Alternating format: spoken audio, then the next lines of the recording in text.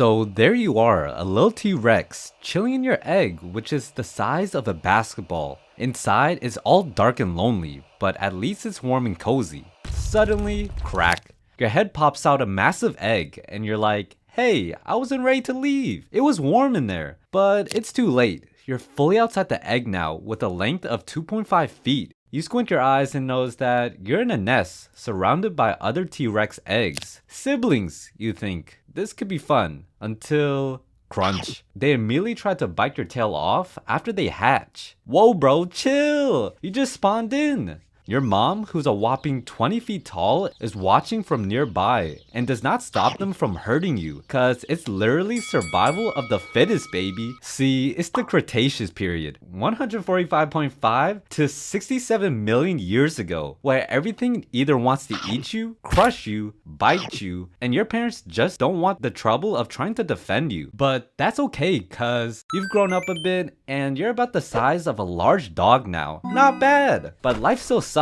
because everyone in the forest, and I mean everyone, is out to get you. Those annoying pack hunters, the dromaeosaurs, every day try to sneak around and jump at you. Surprise, motherfreaker! You scream, mommy, help! And she's like, figure it out, while holding a glass of wine. Just kidding, T-Rex can't hold shit with those useless arms. And so your tiny arms are also no help. Why do I even have these stupid things, you think, as the raptors laugh at you and run off after trying to eat you alive? But if you thought that was the end of your problems, it's just getting started. Cause your biggest problem is hitting puberty. Your teeth keep falling out as new ones grow in. Your jaw feels awkward, and don't get me started on your sweating problems. You're sweating like a fat dude trying to walk up some stairs because it's a bit humid here in the late Cretaceous heat. And let's face it, deodorant hasn't been invented yet. At this point, you're like 14 to 17 years old, which means that you're ready to get that T-Russie. You know what I'm saying? Well, forget about it, goofy boy. You tried to impress a female T-Rex by showing off your hunting skills, but the prey gets away and she's like, ew, what a loser. It's giving ick.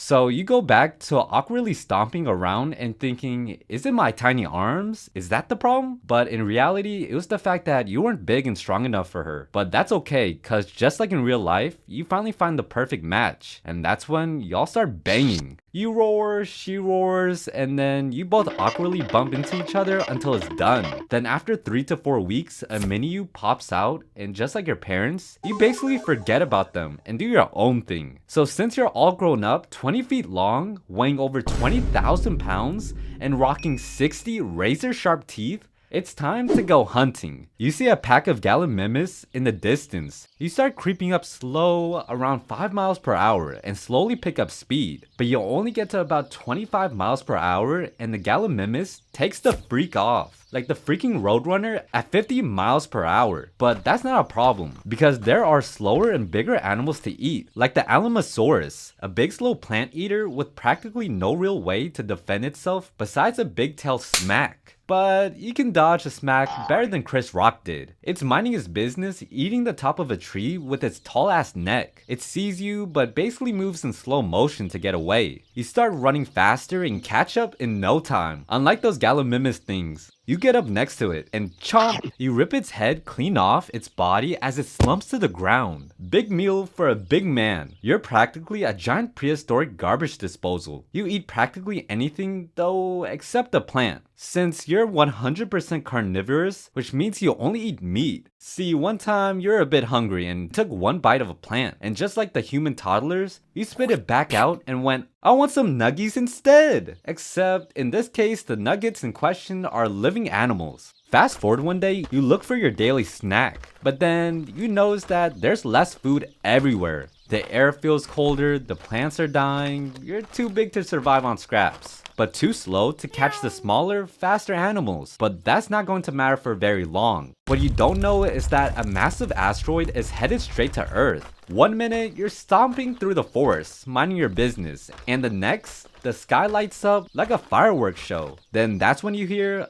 a boom!